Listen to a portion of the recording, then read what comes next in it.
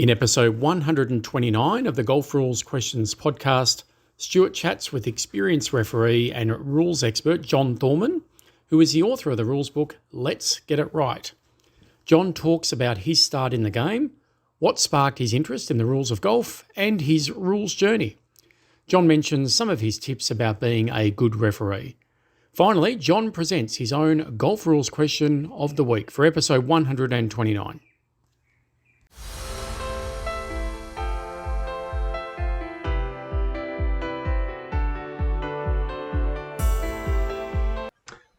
Hello and welcome to the Golf Rules Questions podcast. This is episode 129. My name is Stuart McPhee. No Blakey today, but I'm excited about having a special guest that I'll be interviewing very, very shortly, and I'm looking forward to talking to him and learning some of his stories about the rules of golf. But before we do that, of course, we need to get to the answer to the Golf Rules question of the week for episode 128. And the question was as follows. David finds his tee shot in a terrible lie with a large, unattached tree branch right beside his ball. He says that he is going to take an unplayable, but then moves the tree branch and this causes his ball to move. Stuart didn't like this procedure and wants David to add 2 penalty strokes to his score, 1 for causing his ball to move and 1 for the unplayable. David is adamant that he was just moving the branch to get to his ball, but Stuart believes that had David moved the unattached tree branch and David's ball had not moved, he would have played it as it lies. They call you in to decide. What is your decision? I cannot see a case for where Stuart's coming from with this. I would absolutely side with the player and David.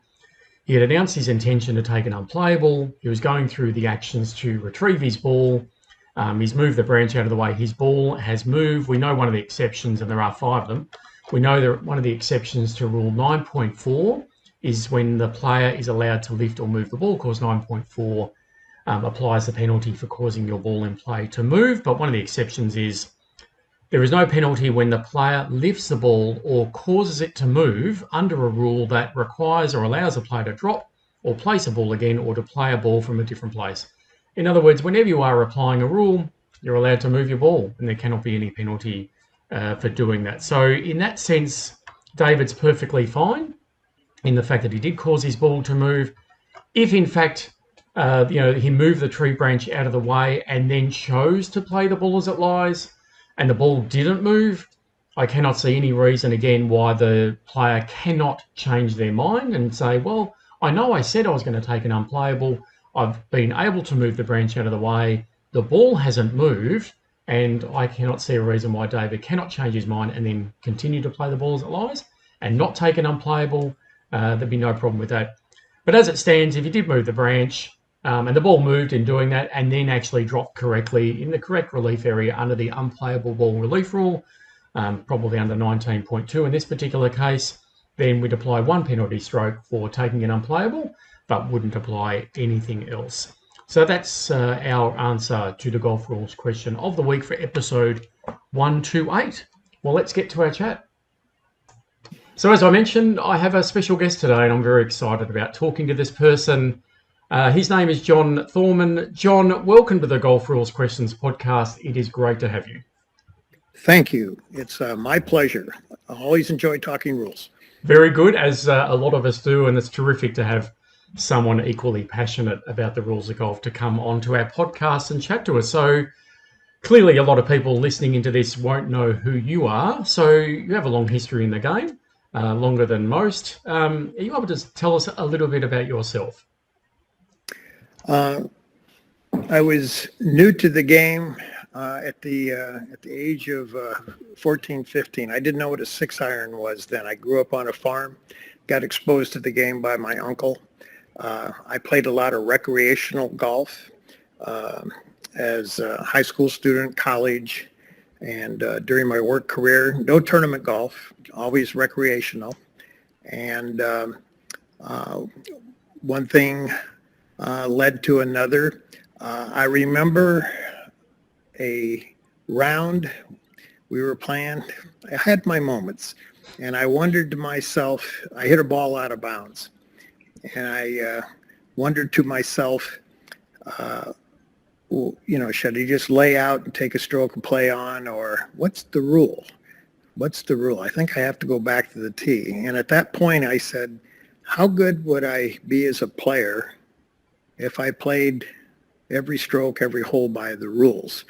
And that's kind of what set things off. I started learning the basic rules, and then got into the more little more deeply into the body of rules. Again, I played recreationally. My work career was as a chemical engineer. I did research. I did process development. I did troubleshooting, and golf was a diversion away from work. And as the more I played, the more interesting the incidents became. I made contact in St. Louis, Missouri. I'm in the heartland of Missouri, and I made contact in St. Louis with the Metropolitan Amateur Golf Association, and I asked them about the rules, and they invited me to come to a few tournaments. And so on weekends, not weekdays, but weekends, I dabbled in the tournaments and picked up a little exposure. This was probably 5, 8, 10 years before I retired. And then as I approached retirement, I got more and more involved, took workshops, etc., and became a member of the rules committee for the Metropolitan Amateur Golf Association. I've worked, that's my home association. I refer to it in short as Metro. I've also worked with the St. Louis Men's District Association, the Missouri Golf Association. I've done college invitational tournaments, high school tournaments. I serve on the crew for the NCAA Division II regional tournament, and do lots of USGA qualifiers. The Advocate PGA, I've done tournaments with them. I've done Korn Ferry qualifiers. I think you get the idea. Very good. So I think certainly my experience has been that the impression I get is that most golfers, most players don't have much interest in the rules. Yet there's a few of us like yourself and myself where we seem to be different in that we are quite interested in the rules and trying to know what is the correct way to proceed. Do you remember the moment you had? Was there a spark? Was there a moment where you remember, I need to learn the rule? No one else seems to be interested, but I am interested. Was there a moment that started this journey for you with the rules? Yeah, that point I mentioned about being in the middle of a round, and I was having a good round, but then I just hit one out of bounds. Yeah. And I says, this isn't right, just laying it out. I've got to do better. Yes. And of course, as you just said, most casual recreational golfers don't know and don't appreciate, maybe don't have time for all the rules. But I started digging. It was shortly after that I got a decisions book. And I opened up the decision book, and I've been playing golf for several years, many years. And I opened up the decisions book, and my gosh, that was a foreign language. And to further the spark, as I read the decisions, of course, they had all these situations. And I thought, oh my goodness, this is a unique world. And the more I read the unique decisions, the more enthralled I was with the rules overall. Well, that's a great introduction to the reason why we have come together today, and that is your book. And when you just talked about situations and scenarios then, can you tell us a little bit about your book, please, and what got you interested in doing that? It goes back to around 2014, 15, 16. I'm a member at the club of Port Chima in Sunrise Beach, Missouri. It's a Nicholas signature course. It's a very nice course. And our membership has on Thursdays, they call it Men's Day, a handicapped four-ball stroke play competition. We mix up members week to week and play as competition. I coordinated it, and like you said, a lot of recreational golfers don't know the rules, and I was getting into the rules pretty good by then. And I thought, well, what can I do to expose these folks a little bit more to the rules? We wanted to play legit golf. And so as the coordinator, I sent out 3 emails a week. On Tuesday, I sent out an email saying, please sign up. We're playing Thursday morning. Wednesday night, I sent out pairings. And either Thursday night or Friday morning, I sent out the results. Well, I started tacking a little rules incident onto each email. And I formatted as a Dear John. Dear John, here's a question. What's the ruling? And I tried to add a little humor to it so that it wasn't completely boring. And I did that, started that in 2016. And I continued doing that through 2020. I accumulated quite a few of these. And the pro at the club said, John, if people read enough of these, they would learn the rules. He said, you ought to write a book. Well, that goes in one ear and out the other. But I gave it some more thought, and around 2020, I thought, I'll do it. I don't know how I'm going to do it, but I'll do it. And at the time, there were a few blogs out there in the Ethernet. And there were also a few books in print. The books in hard print, my goodness, I think they were out of date before the ink dried. And so I didn't want a blog, and I didn't want a hard copy book. And I had seen an e-magazine, and I said, well, I'll use that technique and do an e-book. It'll be digital. I'll be able to edit it, update it. I'll be able to add to it on an ongoing basis. And it'll be out there electronically. People won't need to lug around a paper book that's out of date before they start reading it. So I got in contact with a very good friend, Jim, who's an expert publisher, and he navigated me through a couple software packages that I use for the ebook, and I leaned on some friends, very good friends, to help me with proofreading and critiquing and editing, making sure everything, how the rules are. You've got to be very particular and specific, or not precise, or things don't go well. And they're acknowledged in my ebook. Fred, Alvin, Woody, and Mike, they're my mainstays through all this time, and they continue to help me, and I'm very grateful for that. At any rate, we wrestled through. These are 2016 incidents, and the incidents didn't change, but the rules did. Yeah. And so I had to go back and rewrite those. And then, of course, the rules had just been updated in 2019 very aggressively, and we got it into book form and issued it. I issued it privately. The book is just a link. It's free of charge. There's no advertisements in it.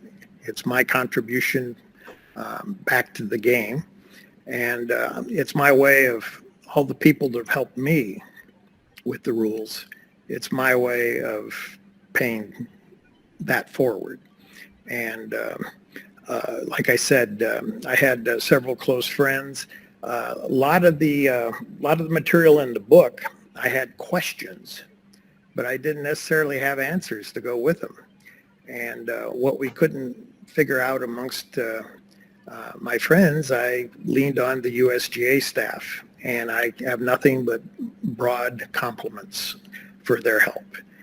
There's a lot of material in the book that isn't necessarily explicitly stated in the official guide that I use to expand some of my answers and stuff. So it's a digital book. It's upgradable. It's free. Yep. all you need is the link. The link hasn't changed since 2020. Okay. But the content changes every fall, every off season, I should say. Ours is from November 1st to May 1st. I make additions to the book. I make one a week. And so that's about 25 or 26 over the off season. I put them in the back. And then in the summer, I meld everything back into the body of the book in different sections and start over again the next fall. I would point out that the book has, you could flip pages if you want. There's a little arrow over the side just to flip pages, or there's hyperlinks in there to navigate around. It's about 400 pages, so about 300-ish Dear Johns in there. And it doesn't have an index, but it has a search function. Mm-hmm. A little magnifying glass at the bottom of the screen.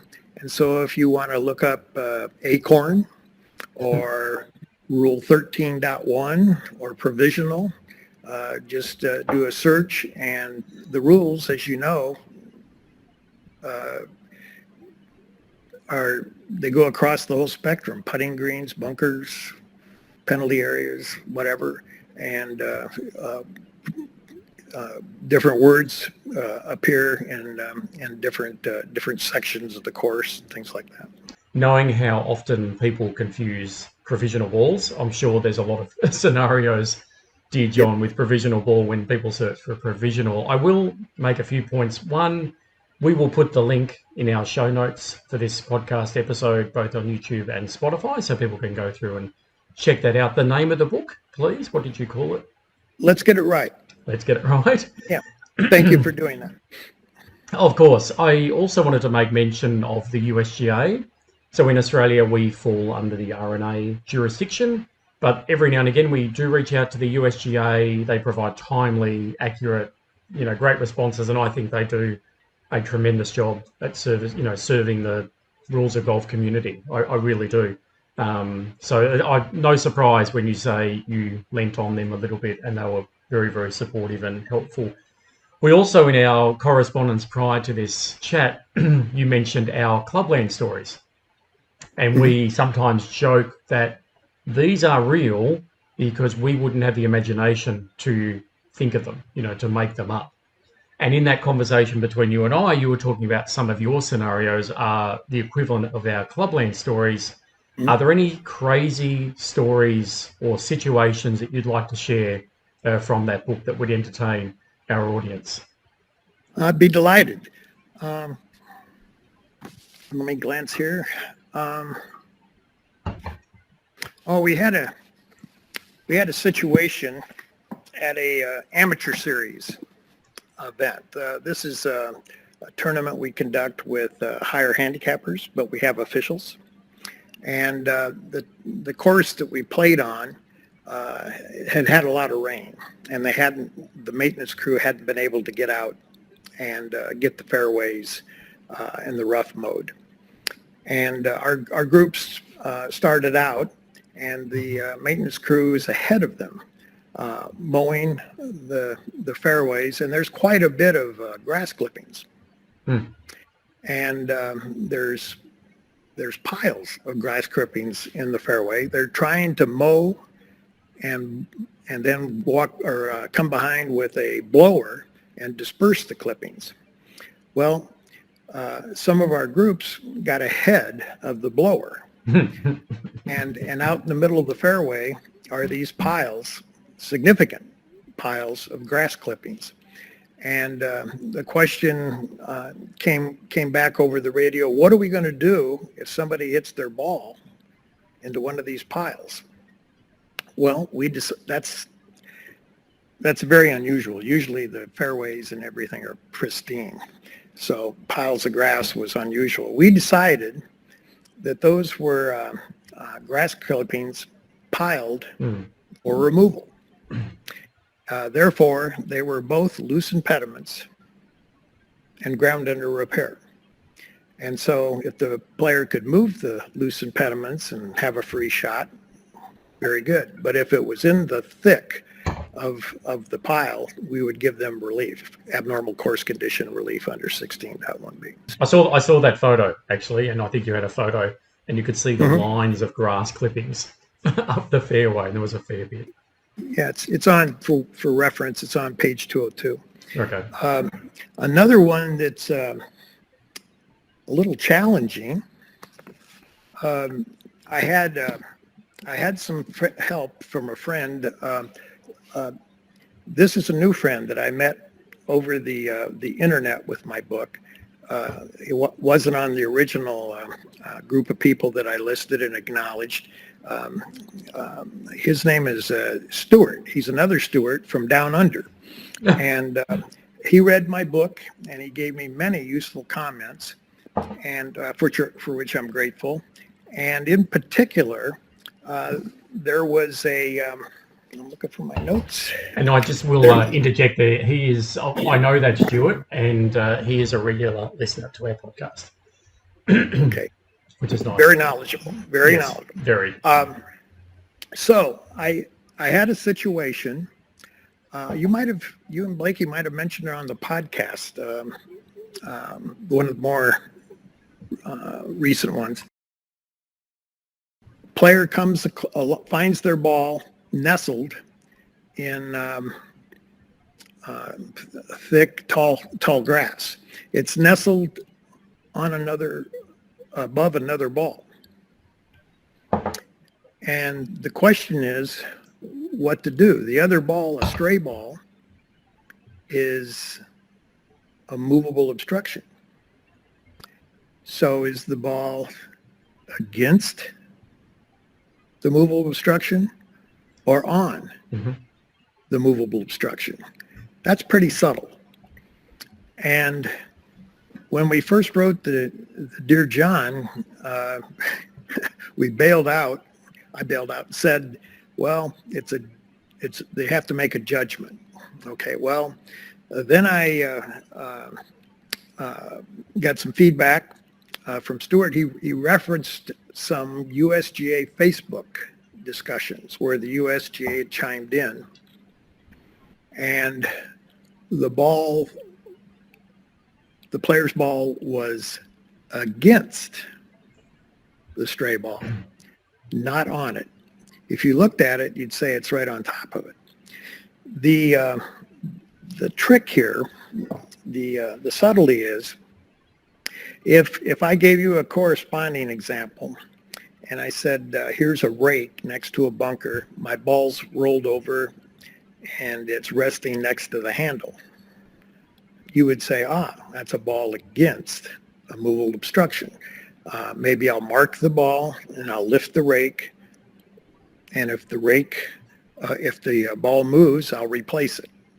Okay, what is that, 15.1 or 15.2A1? Okay. On the other hand, it might be that the ball rolls over and comes to rest on the head of the rake. Now the ball is on the rake, and by on, we mean it is completely supported by the rake. All right. Okay. For a ball nestled in tall grass above another stray ball, undoubtedly it's resting against, it's partially supported by the grass against the other ball. Were the ball resting on the stray ball, It would be one of those situations where you have a ball on a counter and you're trying to balance the ball Yes. directly on top of it. Yeah. So that's the difference. And then the ruling is that the player can remove the stray ball, and if their original ball moves in the process, they replace it. And of course, if it doesn't stay, you replace it again, and then nearest point will stay at rest. The interesting part about that is this past summer, there was another tournament and similar situation, except for instead of being a player's ball resting against a stray ball, it was resting against a baby turtle in the grass. Okay. Now we don't have a movable, and the ball was bigger than the baby turtle. Wow. Okay.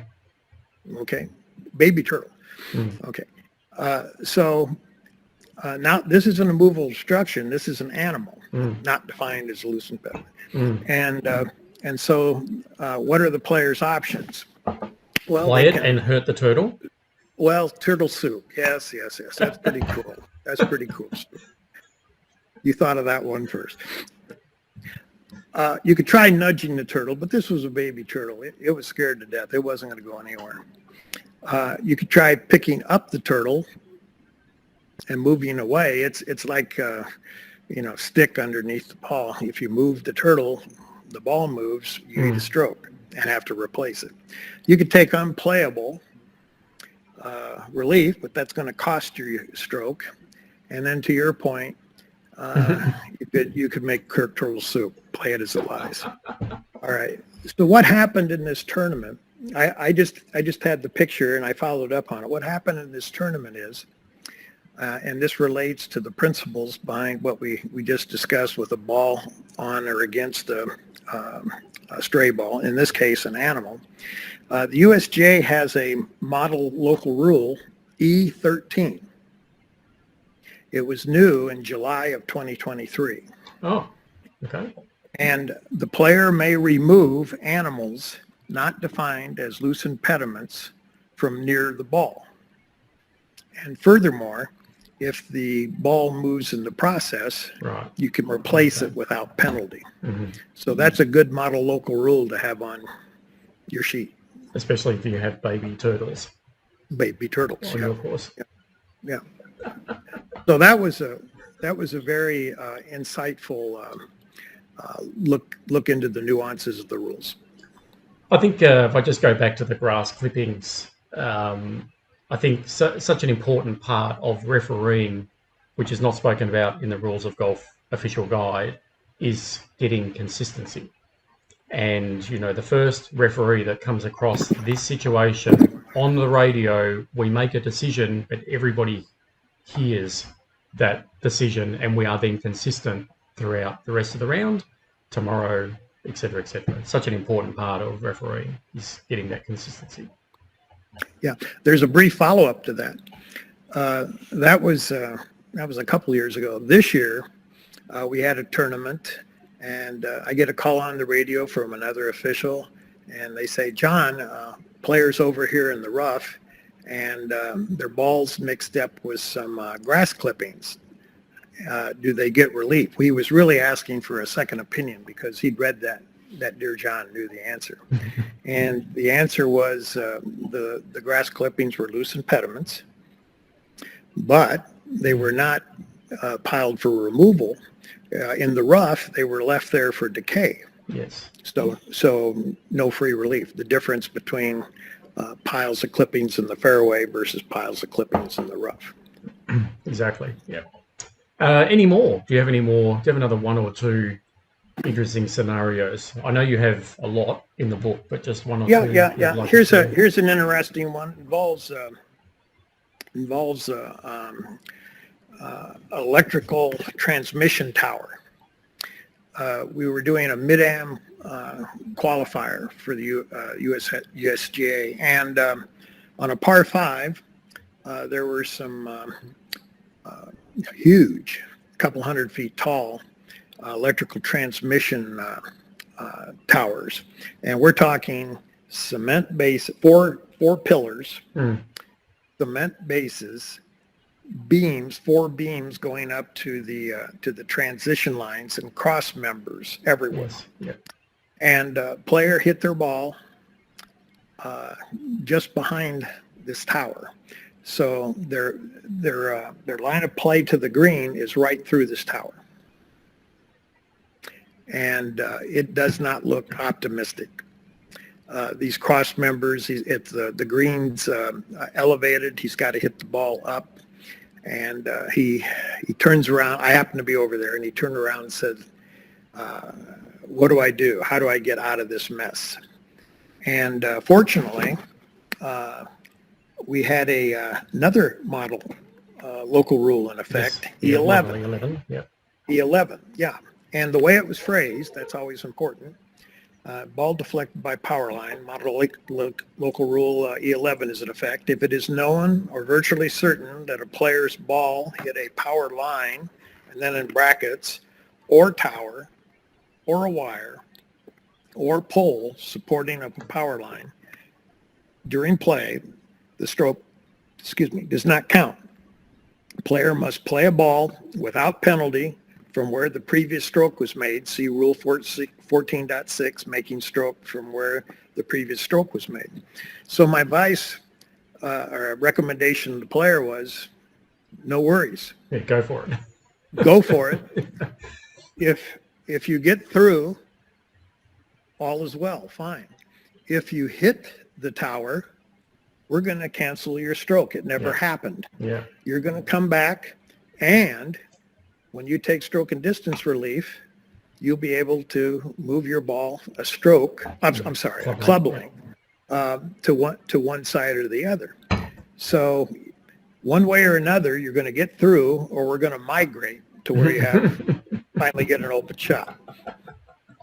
Exactly. Could end up 5 club lengths to the right, and now have a clear shot. And I have one more if you have time. Sorry, may I ask, do you remember what happened? How many strokes it took? I'm sorry. That's okay. He got through on the first try. Oh, okay. Well, I guess that risk was taken away, and he just made a good stroke. It was a no-lose situation. Exactly. Yeah. No, thanks for asking. I didn't. But it made a good Dear John. Yeah, absolutely.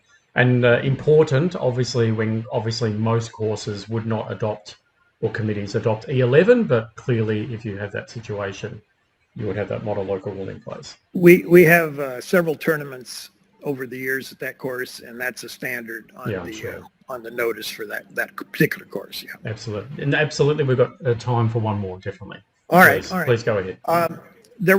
We were having another tournament. This didn't happen in the tournament, but I was speaking with some volunteers that were members at this club, and they talked about on it was a par 5, I think the 12th hole. A player's drive hooked over to the green on the 15th hole. And he made a hole-in-one. The 15th hole. Of course. Okay. So the Dear John aspect, it didn't happen, but it was like a lot of other incidents that are in the book, it was fuel for a Dear John, an interesting ruling. And the interesting part about this ruling was the 15th green is a wrong green. Wrong greens are in the general area, and the ball was in the hole. Mm-hmm. The hole was made by the greenskeeper. It's GUR. So the player had two options. They could take wrong green relief to the nearest point directly, or they could do it in 2 steps. First, take ground under repair relief from the hole, and then do wrong green relief. Well, as it so happens, there were a lot of trees between the 12th hole and the 15th hole, and it would have been, in this case, depending on where the hole was on the green, it would have maybe been to the player's advantage to take ground under repair to get closer to one side of the green versus the other. The 4.25 inches made a difference. That the hole made a difference. Well, you get a club length from your nearest point of relief. That's where the leverage came in. Versus the club length was the difference as to which side of the green the ball may go to, or for relief, wrong green relief. Okay. But this was purely a hypothetical, but clearly the 15th green was potentially being able to land on playing the 12th hole. It emphasizes the point that that's a general area. And, general area rules still apply. Yeah. Okay, very good. Well, thank you very much for sharing. Again, we have this similarity between your Dear John situations and our Clubland stories, which we absolutely love getting and reading and trying to respond to live on our podcast. So thank you for sharing for those. And again, a mention of your book. Clearly, people who listen to this podcast are very interested in the rules, so they absolutely worth their time getting the link and going and having a look at your book and having a flick through. And I had a flick through of it just before, and as you said, there are hyperlinks in there allowing you to sort of the table of contents I saw at the beginning and go through the different sections. So terrific, and the way it's been laid out in different areas of the course and the like. So we've spoken a little bit about refereeing and being on course. We soon find that in the official guide, there's very little information about being an effective referee. There are some references in committee procedures, but not a lot. What tips would you give to somebody who wants to take their knowledge and start applying it on course for real in real situations? What's some of the tips you'd give an aspiring referee to being a good referee? Well, as you and Blakey point out in numerous podcasts, there are the rules and there's the craft of officiating. And it certainly helps to know the rules. That's not an easy task. But a parallel path is learning how to officiate. And as you pointed out, there's the committee procedures give a little help in the official guide. But if we work with our association, we're trying to develop a new generation. Your question is very apt. We're trying to develop a new generation of younger officials to come in and take over with time. It's a cumulative process. It doesn't happen with one tournament and one read of the official guide. It takes a lot of time. And we encourage new people to contact the association and ask if they can shadow an experienced rules official. By that I mean ride in the same cart, spend a morning or a day riding with an experienced official, and just talk about situations they're doing on the course, talk about the hole they're on, etc. See how they deal with players, see what issues come up, how they relate. They'll hear conversations on the radio. They'll get the feel for what goes on amongst officials rather than just watching the players play golf. So I would recommend the shadowing experiences. If you shadow a morning, you may get exposed to everything that can happen on a particular hole, and then you're sort of a local expert, and maybe you can be a zone official on that hole in the afternoon. And then the next tournament, another course, another official, and repeat the process and start to get comfortable. I would highly recommend, will be highly recommending, the GRQ podcasts. Little point of information here. A friend of mine tipped me off to GRQ only a little over a month ago, early November. And I take walks in the morning. I listen to the podcast on my walk, and I've listened to around 30 of them now. And there is a wealth of officiating information in there, a wealth. It helps to shadow with people, but they can listen to your podcast, and that's a nice plug for your podcast. Oh, that's very kind. Thank you. I'm genuinely honest. There's a wealth of information in there. And I had another point I was going to make about that. Ask questions, and watch tournaments. Watch tournaments for the rules. Watch tournaments for how officials handle things. Get all the input that you can. That's how I'd start new people out, and then as their experience grows, give them more responsibility. They can be starters. They can be zone officials. Just be involved somehow. Yes. Just be on course. Yes. Be involved somehow. Yep. And I think for a lot of us, and me included, I started as a walking at these professional events. I started as a walking scorer, so I was, recording the scores for all the professional players and putting it through them on the app and radioing it through for the television broadcast, and that's how I was involved, and I was seeing how it all worked. And it's just, get involved, get immersed, isn't it? We obviously have a passion for the game and the rules, so be involved somehow, and hopefully it grows to something very special. Do you have a set of rules yourself on how you deal with players? Like, is there something you always say at the start when you come up to a player? Is there certain things you try to avoid saying? I think what we recommend in our associate, we have a cadre of about 25-ish officials in the St. Louis area. I'll get to your question. That's okay. That's okay. And we meet during the season, April through October. We meet during the season once a month, and it's about 2 hours a month. And we go over officiating techniques and how to deal with rulings, how to handle players, course marking, pace of play, etc. And our very first meeting every year, we have a few slides from quotes from John Paramore, Slugger White, and Mark Russell.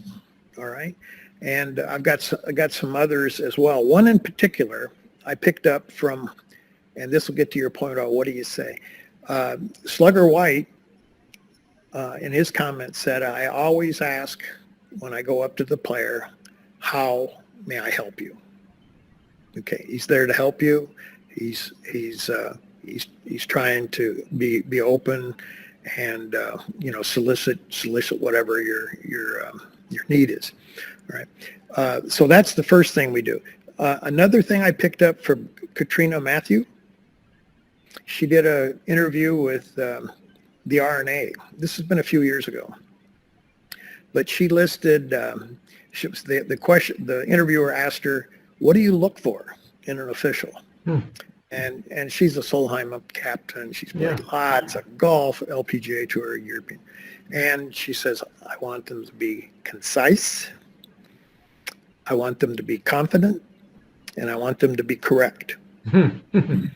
And to that, I would add one more that I picked up on your interview with John Robinson. Calm.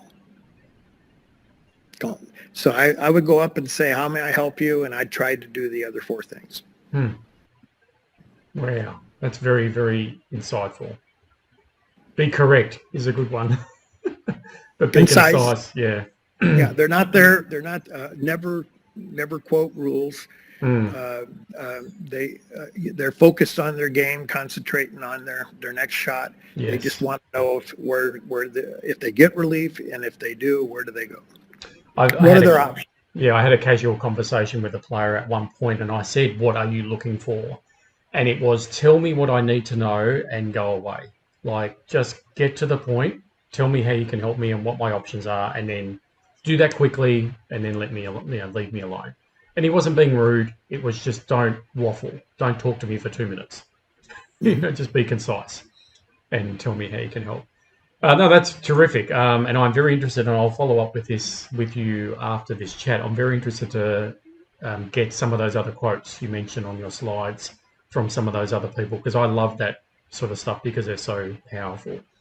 Well, I know you've done the USGA exam as I have. You've done it multiple times, and you shared with me some of your scores, which are incredibly impressive. With all of that experience and all of that knowledge you have about the rules, is it just one rule that still confuses you just a little? I wouldn't say, I wouldn't use the word confuse, but Rule 5.7D. Obviously, suspension of play, something to do with. Yep. And when the player resumes play, have the conditions been changed? Has the ball or ball marker moved? How were the conditions changed? Was it in sand or outside of sand? And on and on and on. It's very involved. And I don't think just looking at the rule book and reading that, most officials know exactly what to do. So I wouldn't necessarily call it confusing, because there is black and white there, but it is involved. And I think it's one of the more challenging corners of the rule book. Specifically, when a player has marked and lifted their ball for suspension and they've come back to that spot to resume play and the lie has been altered or the conditions have been altered. That's what you're talking about. Yep. Yeah. Okay. Yep. Very good. Yep. Okay. Very interesting. Thank you. Are there any rules that you would like to introduce, or existing rules that you don't like and would like to change? If you had a golden pen and you could sign a change? It's not a rule per se, but I would add my voice to a chorus of folks that you've had on your interviewed on your podcast about pace of play. And sorry, I should add one of Blakey's hot topics. He loves talking about pace of play or lack of pace. And it's an issue at all levels, juniors all the way up through seniors, amateurs, through professionals, all the tours, etc. It's a ongoing issue. Everybody recognizes it. If I had a magic wand, I wouldn't write a new rule, but I would like to see a way of sharing real-time feedback on timing with players. As officials, when we monitor pace of play, the first thing we do is we look at the, we call it the Ragusi sheet. Do you have that expression? Not that expression, no. It may be very similar sheet. All right. Well, time par? Yes. Yep. Time to finish the hole? All that, yes. Yep. Yeah. Okay. We have a spreadsheet printed out, and the first group, so many minutes play the first hole, they should be done at this time. The next hole, another time. And so we will track groups and we'll see where they are. Are they ahead of pace? Are they a little behind? Are they a lot behind? The other thing we check is whether they're in position. How far are they? There's various guidelines for that, but how far are they behind relative to the group in front of them? All right. And if things aren't in good shape, the next thing we do is we get a out of position timing form, and we start monitoring how long individual players in the group take to make their strokes, their drive, their approach shots, putts, etc. And we as officials are monitoring all those parameters, time par, position, how long they're taking strokes. But the players are busy playing their game. Mm. I honestly wonder if they appreciate, how long it takes them to make a stroke. How often do our scorecards for the players will have the time to finish hole printed at the bottom of the scorecard beneath the hole. But how many players check that with their watch, even that? And so if there was a way to have something like a clip, something you could click to the belt, your belt, or waistband, or put it on your cap or something, shoelaces, whatever, so that you could get some feedback. That's the operative word, feedback on how you're doing with pace. And you can use your imagination. If you got a little behind pace, maybe a yellow light or some kind of a vibrational buzz or something like that, or a ding. And if you got further behind, maybe a Electric shock. Well, yes. Electrocution. No, something different, but something to get their attention and make them aware. Otherwise, what we do as officials is, whether the players are aware of it or not, they get behind, and then I think the usual protocol is to wait until they tee off at the next hole. Right. After they tee off, then we approach them and give them some unpleasant news and have an awkward exchange, and we go on. And it'd be nice if, like I said, if I could wave a magic wand, it would be nice to have it so players could get feedback on their timing. Think about it. We've got distance nailed down. Distance to measuring devices, okay? Shot link and GPS and carts and rangefinders, etc. Also, electronic scoring instead of a scorecard is becoming more and more prevalent. So technology may have a role here. Yes. How can you relate timing information? How can you do timing even, and share that feedback with the player? And then the next question is, would the player respond to it? As you say, it would be immediate feedback. They could look and instant response. They're getting their last 5 shots or 10 shots or something like that. You know what it's like looking at the sophisticated watches. If you had some sort of electronic clip where that information could be glanced at, that'd be my magic wand move. You mentioned about speaking to a group once they tee off, and I've just done that recently, and you think to yourself, they know exactly why I've just hopped out of my cart and I've walked across in their path. They know exactly what I'm about to say. And you sometimes think, is it in one ear and out straight away? And then Blakey and I have spoken about this previously, that we think sometimes the slowest players don't think they're slow, which doesn't help. It doesn't help. But if they were to have this immediate, objective, immediate response, clinical information rather than someone's opinion, that might change behaviour, might change. Yeah, very good, very interesting. It's obviously a contentious issue, basically. Very much so. Well, John, this has been an absolute pleasure to meet you this way and to have a chat with you about the rules of golf.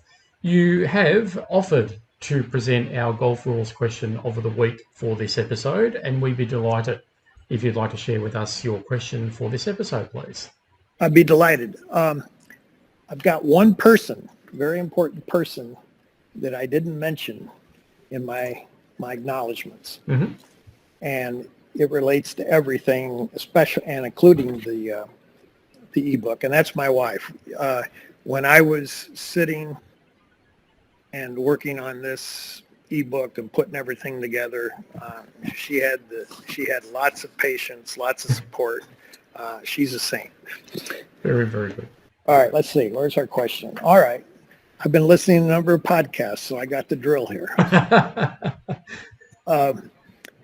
Andy, the average golfer, is playing at Wombat Hills Golf Club after an overnight rain. How am I doing so far? That is fantastic.